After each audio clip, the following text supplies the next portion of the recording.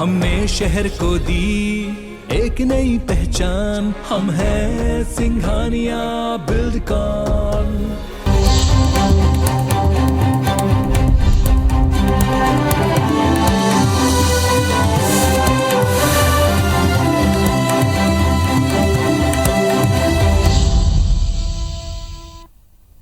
नमस्कार, मैं हूं आकांक्षा और आप देख रहे हैं IBC 24 मध्य प्रदेश से जुड़े हमारे इस खास बुलेटिन में आप सभी का स्वागत है। देखते हैं खबरें विस्तार से।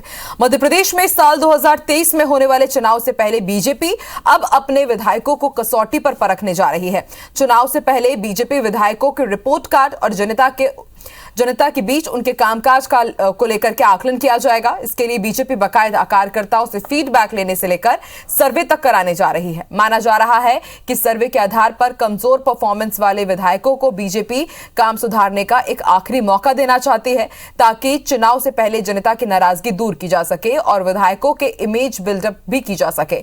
बीजेपी ने इसके लिए संगठन और एजेंसी के स्तर पर सर्वे का काम शुरू कर दिया है और माना जा रहा है कि सर्वे बीजेपी कराएगी और इसके बाद ही विधायकों को फिर टिकट दिया जाए या नहीं, यह तय किया जाएगा।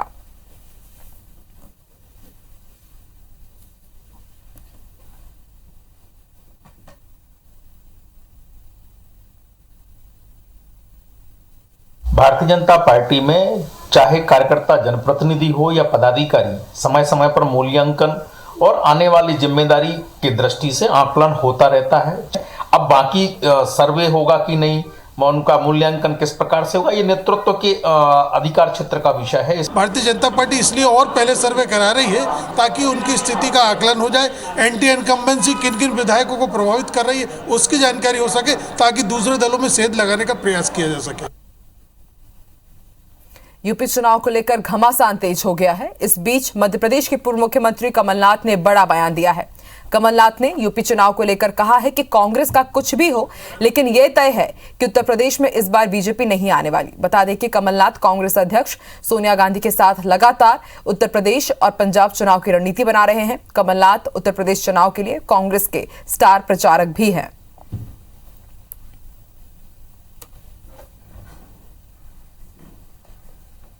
मुख्यमंत्री विदेश के दौरे में भी चले जाएं, कोई फर्क पड़ने वाला है? यूपी चुनाव कांग्रेस जीत रही है। कांग्रेस जीतेगी या नहीं जीतेगी, एक बात पक्की है कि बीजेपी नहीं जीत रही। मध्य प्रदेश में विधानसभा चुनाव साल 2023 की तैयारियां अभी से शुरू हो गई है और दोनों ही बड़ी राजनीतिक पार्टी कांग्रेस और बीजेपी कसावट लाने में जुटी हुई है। भोपाल में पूर्व सीएम कमलनाथ ने डिजिटल सदस्यता अभियान को लेकर सोशल मीडिया के पदाधिकारियों के साथ बड़ी बैठक की और कहा कि सभी को डिजिटल सदस्यता अभियान में ताकत के साथ जुटना है। कमलनाथ ने यह भी साफ कर दिया कि मंडलम सेक्टर कमेटियों के गठन में जो भी जिलाध्यक्ष दिलचस्पी नहीं लेगा वो 26 फरवरी को अपना इस्तीफा दे दे। बता दें कि कांग्रेस अब तक 230 विधानसभा सीटों में से सिर्फ 117 सीटों पर ही मंडलम सेक्टर कमेटियां बना पाई है। उधर कमलनाथ ने यह भी दावा किया है कि कांग्रेस बीजेपी के दिग्गजों को उन्हीं के क्षेत्र में घेराबंदी के लिए खास रणनीति पर काम कर रही है। वहीं मंत्री विश्वास सारंग ने बैठक को लेकर तंज कसते हुए कहा है कि कांग्रेस अब हर बात में बीजेपी की नकल कर रही है और नकल के लिए भी अकल की जरूरत होती है।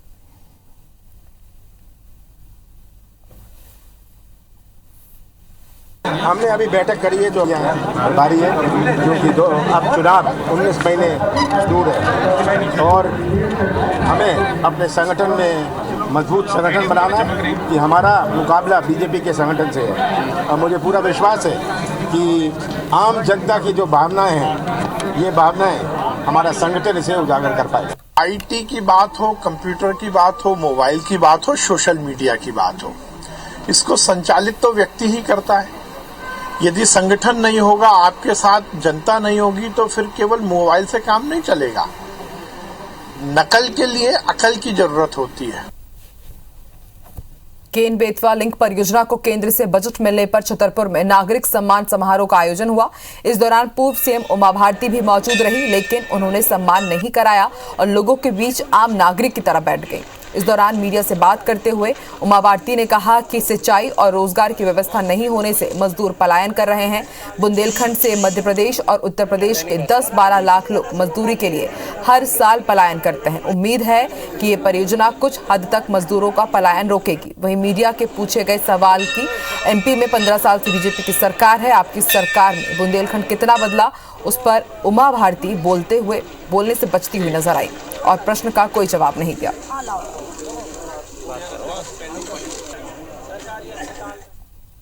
टोटल बुंदेलखंड का 10 से 12 लाख और ये बहुत दुर्भाग्यपूर्ण बात है, क्योंकि मजदूरी करने के लिए आदमी कभी जाता है जब उसको अपने गांव में भरपेट भोजन न मिले।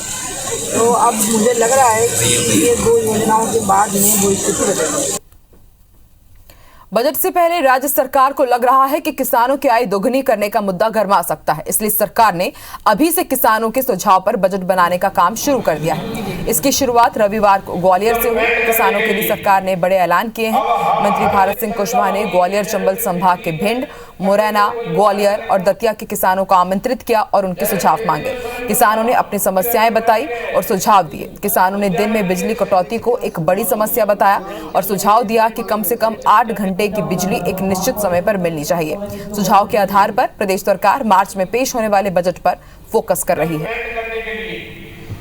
अब हम हर शंका होगी कि जैविक खेती में करने से कोई बाधा नहीं। किस चीज को हम सम्मिलित करें, इसके लिए विशेष प्रशिक्षण के माध्यम से जो सुझाव आए उनकी हम समीक्षा करके स्क्रूटनी करके जो उपयुक्त सुझाव होंगे उनको हम कोशिश करेंगे कि बजट में, विभागीय बजट में सम्मिलित करें। इंदौर बाईपास पर ट्रैफिक का दबाव कम करने के लिए एक साथ 5 नए फ्लाईओवर बनाए जाएंगे। ये पहला मौका है जब केंद्रीय परिवहन मंत्रालय ने एक साथ 5 नए फ्लाईओवर के लिए टेंडर जारी किए हों। दरअसल इंदौर के बाईपास पर करीब 40 से ज्यादा ब्लैक पॉइंट हैं, जहां सबसे ज्यादा एक्सीडेंट होते हैं। साथ ही रहवासी इलाका भी बाईपास से दूसरी ओर बढ़ता जा रहा है और अब इसे देखते हुए 200 करोड़ की लागत से 5 फ्लाईओवर बनाए जाने की तैयारी की जा रही है। सांसद शंकर लालवानी ने बताया कि फ्लाईओवर बाईपास पर वेस्ट प्राइस, राला मंडल, अर्जुन बड़ौदा, राउ सर्कल और एमार्टन चौराहे पर बनाए जाएंगे। ट्रैफिक की दिक्कत को देखते हुए इस फ्लाईओवर की बेहद जरूरत थी।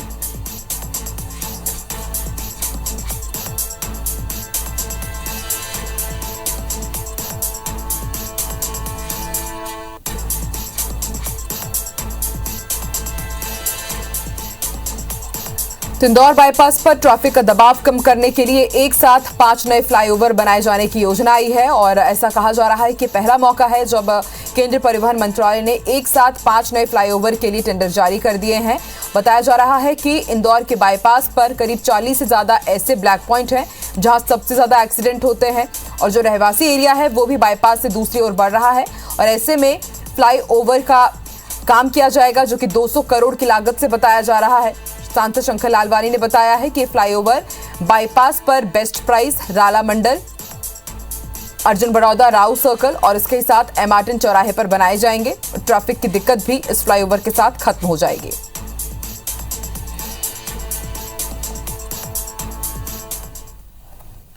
जबलपुर में नगर निगम ने अव्यवस्था, ट्रैफिक जाम और अतिक्रमण से बचने के लिए लाखों रुपए खर्च कर दिए और हॉकर जोन बनाया, लेकिन वो अब भी सुनसान पड़ा हुआ है। दुकानदार पहले की तरह फिर से फुटपाथ पर ही दुकान लगा रहे हैं। दरअसल नगर निगम ने फुटपाथ के दुकानदारों के लिए हॉकर जोन बनाए और फुटपाथ पर रेड जोन घोषित कर दिया, लेकिन इसके बाद भी दुकानदार बेधड़क फुटपाथ पर ही अब भी दुकान लगा रहे हैं और इससे निगम की लाखों की कवायद पर पानी फिर गया है। वहीं पथ विक्रेता समिति के सदस्य का कहना है कि हॉकर जोन में सुविधाओं की कमी है और निगम फुटपाथ पर दुकान लगाने का शुल्क वसूल रहा है, जो रेहड़ी वालों के व्यापार करने की इजाजत देता है। वहीं जिम्मेदार हॉकर जोन को और बेहतर बनाने की बात कहते नजर आ रहे हैं।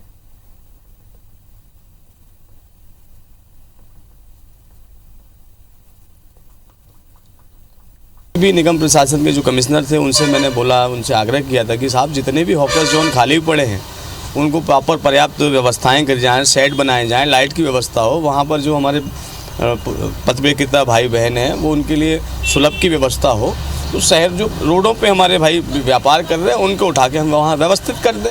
उसमें हम निरंतर कार्रवाई कर रहे हैं। आज कल हमारे यहाँ वार्ड नंबर जोन नंबर 5 में एक कार्रवाई प्रस्तावित है और जो हाकर्स कॉर्नर है उनमें हम शिफ्ट करने की कार्रवाई करेंगे ताकि यातायात बाधित ना हो।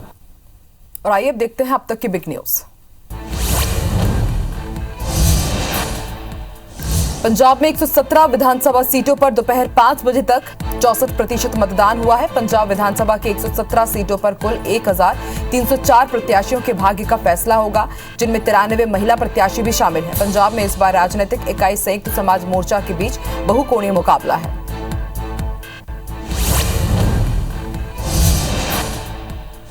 उत्तर प्रदेश में थर्ड फेज में 16 जिलों के 59 सीटों पर दोपहर 5 बजे तक 58% वोट डाले गए। शुरुआती घंटों में वोटर्स का जोश हाई रहा। बुजुर्ग और दिव्यांग भी अपने वोट का अधिकार का इस्तेमाल करने के लिए पहुंचे। उत्तर प्रदेश में 59 सीटों पर 627 उम्मीदवार मैदान में हैं। इनमें 4 योगी के मंत्री और 1 केंद्रीय मंत्री हैं।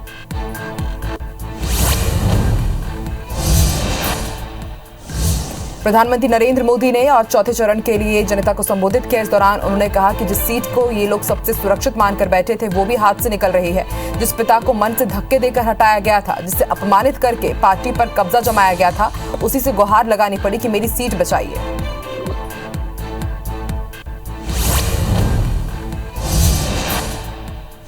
राजनाथ सिंह ने योगी आदित्यनाथ की तारीफ करते हुए कहा कि मैं भी मुख्यमंत्री रहा हूं और योगी आदित्यनाथ भी मुख्यमंत्री रहे हैं। ये कहने में मुझे कोई संकोच नहीं कि योगी आदित्यनाथ मुझसे बेहतर और अच्छे मुख्यमंत्री रहे हैं। उन्होंने कहा विकास रूपी लक्ष्मी साइकिल, हाथी या हाथ के पंजे पर नहीं बल्कि कमल के फूल पर सवार होकर आती है।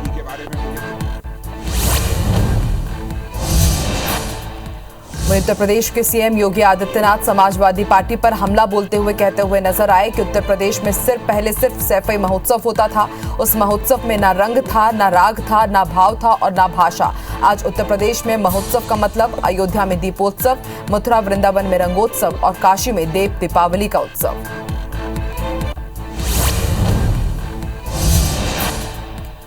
केंद्रीय मंत्री अनुराग ठाकुर ने सपा प्रमुख अखिलेश यादव पर निशाना साधते हुए कहा कि आतंकियों का अब्बूजान समाजवादियों का भाईजान, इसलिए अखिलेश की बंद है जुबान। उन्होंने कहा कि जब भी आतंकवाद की बात आती है तो बीजेपी जीरो टॉलरेंस रखती है, जबकि समाजवादी पार्टी सहयोगवाद का रुख रखती है।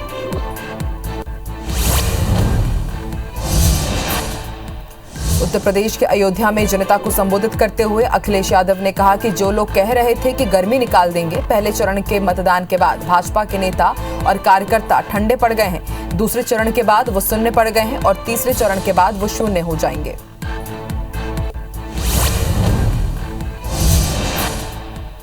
पंजाब लोक कांग्रेस के संस्थापक कैप्टन अमरिंदर सिंह ने वोट डालने के बाद कहा कि वो पटियाला विधानसभा सीट से चुनाव जीतने को लेकर आश्वस्त हैं।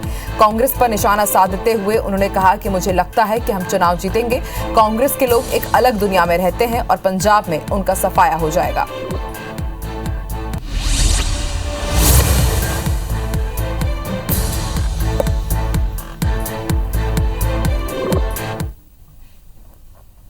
बिग न्यूज के बाद अब रुक करते हैं कुछ दूसरी खबरों का। बात करेंगे ग्वालियर की। ग्वालियर में संदिग्ध परिस्थितियों में महिला की मौत को लेकर परिजनों ने थाटीपुर के चौहान प्याऊ के पास न्याय की मांग को लेकर चक्का जाम किया। परिजनों का आरोप है कि पिंकी को दहेज के लिए पति विपिन रमोला समेत ससुराल वालों ने तीसरी मंजिल से फेंक दिया। पिंकी को अक्सर ही दहेज के लिए परेशान किया जाता था। परिजनों ने पुलिस पर भी कार्रवाई नहीं करने का आरोप लगाया है।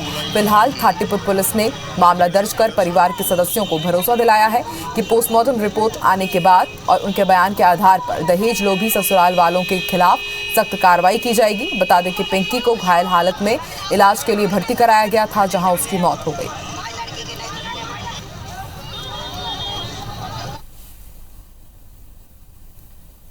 टीआई हमारी रिपोर्ट नहीं काट रहा है, ना ही सीएसपी भी नहीं सुन रहा है हमारी, कोई प्रशासन कोई नहीं मदद कर रहा है हमारी, कोई भी नहीं सुन रहा है। हमारी मांग है तो 302 का केस करें, तुरंत गिरफ्तारी करें इनको। थाटीपुर क्षेत्र में एक महिला की जो 90 वर्ष है, सुरेश नगर इलाके में रहती है, वहाँ पे छत से गिरने से मृत्यु हुई थी। परिवारजनों का कहना है कि उसके साथ कोई अपराध हुआ है, इस बात को लेकर वो FIR करना चाहते। पुलिस ने परिजनों को पहुँचाया थाने पे, केस रजिस्टर्ड करने के बाद फिर जो भी विवेचना में साक्ष्य आएंगे वैसी कार्रवाई करें। अब बात करते हैं इंदौर की। इंदौर में 6 महीने से हत्या का आरोपी फरार चल रहा था, जिसे पुलिस ने अब जाकर गिरफ्तार किया है।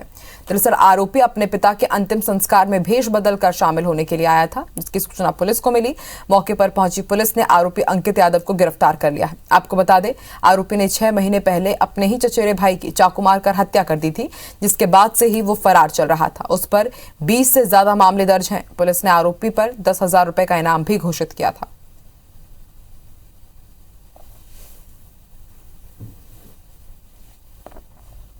तीन 307, 302 का प्रकरण पंजीबद्ध हुआ था।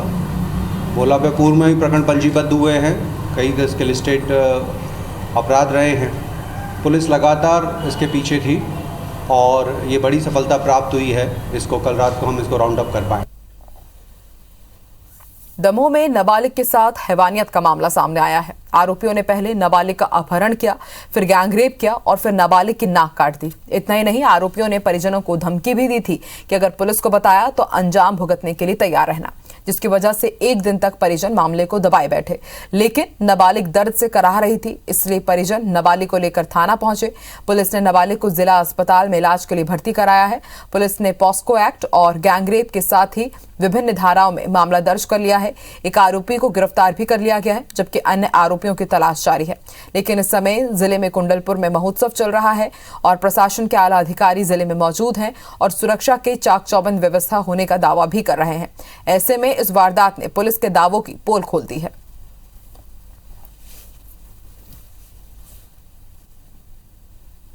तत्काल कार्रवाई करते हुए एफआईआर पंजीबद्ध थाना दमोह देहात में की गई है। प्राथमिकी में जो विवरण उपलब्ध हुआ है उसमें बताया गया है कि बच्ची के साथ एक व्यक्ति उसी गांव का है जिसने यह कृत्य किया है और उसके विरुद्ध जो है वो विधिवत धाराओं में अपराध पंजीबद्ध किया गया है।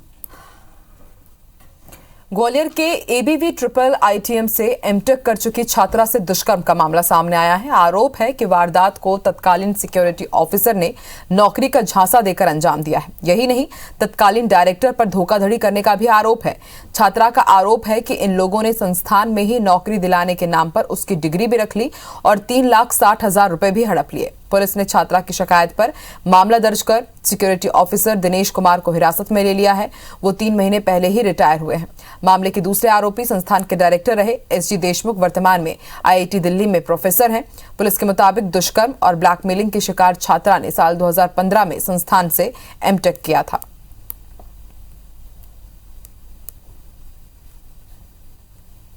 ये ट्रिपल आईटीएम ग्वालियर कॉलेज का मामला है। एक स्टूडेंट रही है, 2015 में एमटेक किया है उसने कॉलेज से। 2017 का उसने घटना बताई है कि वहाँ के सिक्योरिटी ऑफिसर और तत्कालीन प्रोफेसर उनके बारे में बताया कि उन्होंने नौकरी लगवाने के नाम पे उससे पैसे मांगे थे, जो 3,60,000 रुपये पैसे लिए और सिक्योरिटी ऑफिसर ने उसके साथ दुष्कर्म किया है। अभी एफआईआर रजिस्टर्ड हुई है और एक आरोपी गिरफ्तार कर लिया है। ग्वालियर में एक बार फिर अज्ञात बदमाशों ने एक ही रात में 3 एटीएम से लाखों रुपए पार कर दिए। चोर ने गैस कटर से एटीएम काटकर करीब 45 लाख रुपए की चोरी की है। पहला एटीएम पड़ाव थाना क्षेत्र के साईं बाबा मंदिर में है, तो वहीं दूसरा एटीएम ग्वालियर थाना क्षेत्र के अंतर्गत सेवानगर में है, जबकि तीसरा एटीएम महाराजपुर थाना क्षेत्र के शताब्दीपुरम में स्थित है। लेकिन हैरानी की बात यह है कि तीनों ही एटीएम को एक ही पैटर्न से गैस कटर से काटा गया है। बदमाशों के एटीएम काटने के तरीके से पुलिस को अंदेशा है कि ये गैंग एक ही है और जिसने इस करतूत को अंजाम दिया है। तीनों एटीएम से 15-15 लाख यानी कि कुल 45 लाख रुपए की चोरी हुई है। चोरी वाले इलाके से पुलिस को सीसीटीवी फुटेज भी बरामद हुए हैं, जिसके आधार पर पुलिस बदमाशों की तलाश कर रही है।